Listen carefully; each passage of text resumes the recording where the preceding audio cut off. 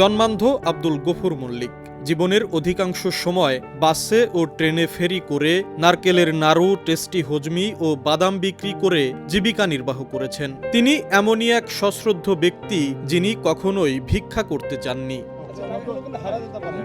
সম্প্রতি আত্মসম্মানে বলীয়ান এই মানুষটির পাশে দাঁড়িয়েছেন বিএনপির চেয়ারম্যান তারেক রহমান। উপহার দিয়েছেন নগদ 1,75,000 টাকা। তবে গফুর মল্লিকের বাড়িতে হামলা চালিয়ে উপহারের সেই টাকা লুট করে নিয়ে গেছে দুর্বৃত্তরা।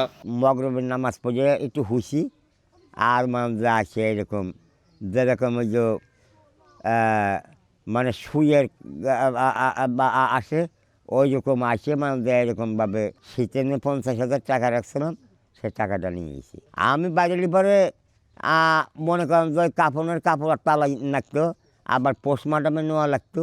আমার চাচার সাথে তো কারোর ঝামেলা নাই, উনি রুমে শুয়েছিল এই ছাপড়ায়, দেখেন তার অবস্থা কি করছে কুবাইশেরা। রাত্রে ঘরে থাকা যাচ্ছে না, আমরা থানায় একটা অভিযোগ করছি, ওসি সাহেব আমাদের আশ্বাস দিছে।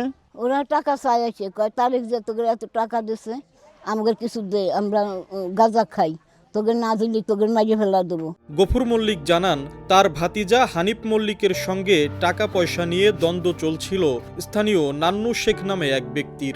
এ দ্বন্দ্বের জেরে 30 জানুয়ারি সন্ধ্যায় নান্নু তার লোকজন নিয়ে হামলা চালায় হানিফ মল্লিকের বাড়িতে। হানিফের বাড়িতে ভাঙচুর শেষে হামলা ও ভাঙচুর চালানো হয় গফুর মল্লিকের বাড়িতে। এ সময় গফুর মল্লিকের ঘরে থাকা তারেক রহমানের উপহারের 50,000 টাকা লুট করে নিয়ে যায় দুর্বৃত্তরা।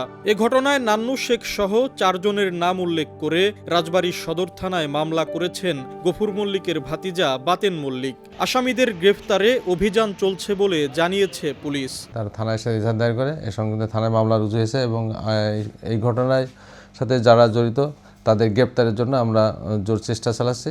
আব্দুল গফুর মল্লিক রাজবাড়ী সদর উপজেলার পাচুরিয়া ইউনিয়নের খোলাবাড়িয়া গ্রামের বাসিন্দা। সংসার জীবনে স্ত্রী থাকলেও কোনো সন্তান নেই 80 বছর বয়সী এই বৃদ্ধের। আপন ভাতিজা আব্দুল বাতেন মল্লিককে সন্তানের মতো লালন পালন করেন গফুর মল্লিক ও তার স্ত্রী নূরজাহান বেগম। আশিকুর রহমান, সময় সংবাদ, রাজবাড়ী।